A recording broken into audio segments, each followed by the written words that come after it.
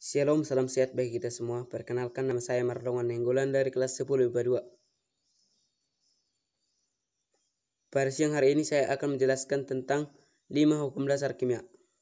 Sebelum itu saya akan menjelaskan pengertian dari hukum dasar kimia.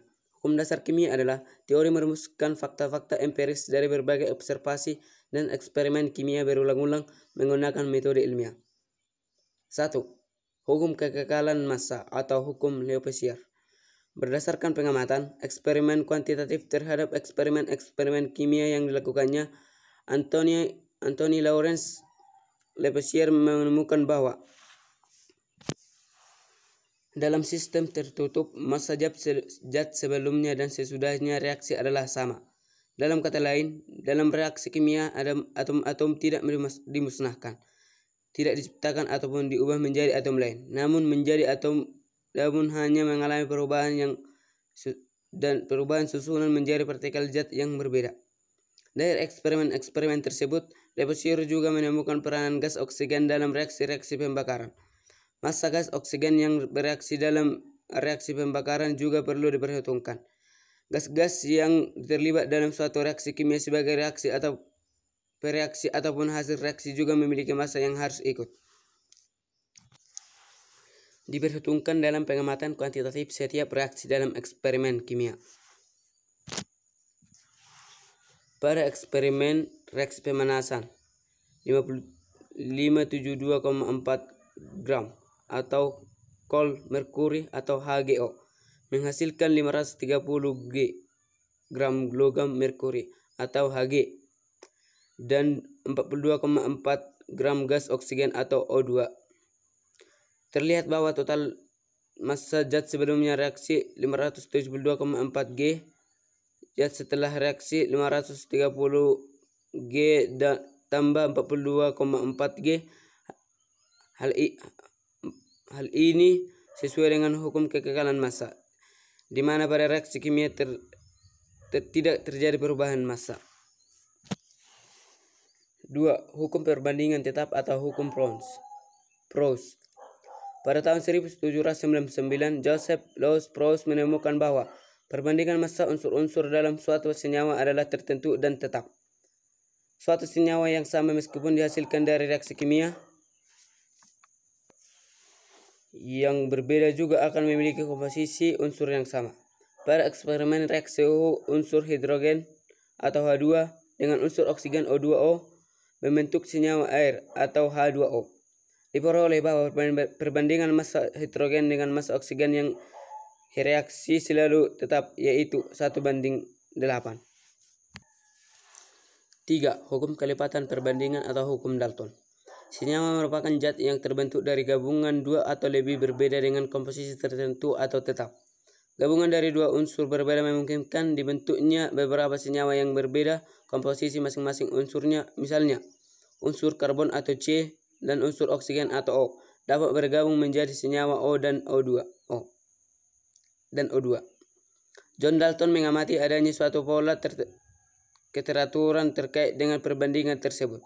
Pola keteraturan tersebut dirumuskan sebagai hukum kelipatan perbandingan yang berbunyi, bila dua unsur dapat membentuk lebih dari satu unsur senyawa dan jika massa salah satu unsur tersebut dalam senyawa-senyawa tersebut adalah sama, maka perbandingan massa unsur yang lain dalam senyawa-senyawanya terbentuk merupakan bilangan bulat dan sederhana.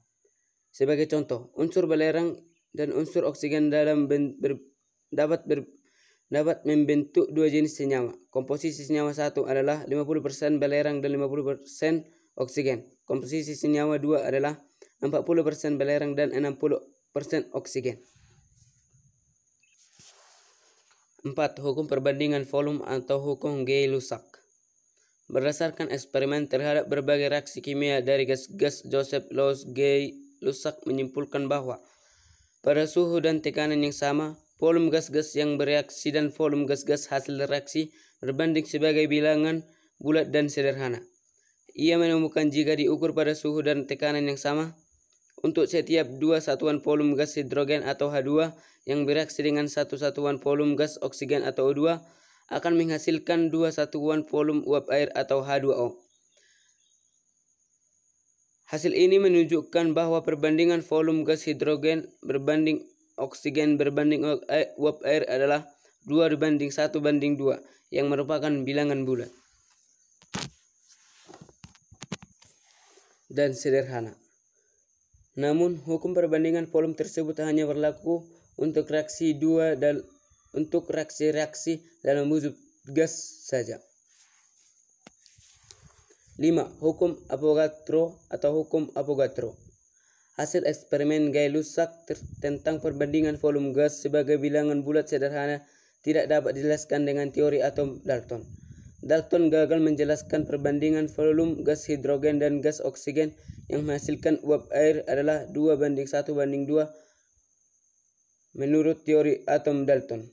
Perbandingan volume gas hidrogen berbanding oksigen berbanding uap air seharusnya 1:1:1.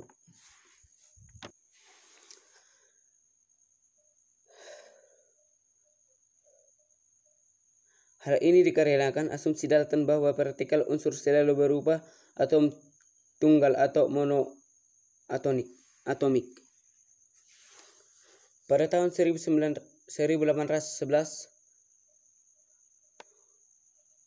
Amedeo Avogadro menyatakan bahwa partikel unsur tidak harus selalu berupa atom tunggal atau monoatomik, tetapi dapat berupa dua atom atau diatomik atau lebih atau poliatomik. Partikel unsur yang terdiri dari dua atom atau lebih tersebut disebutnya sebagai molekul unsur.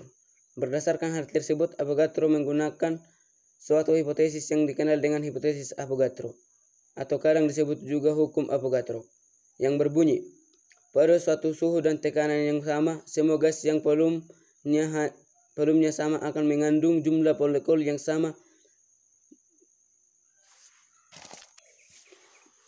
atau perbandingan volume gas-gas akan sama dengan perbandingan jumlah molekul gas-gas tersebut.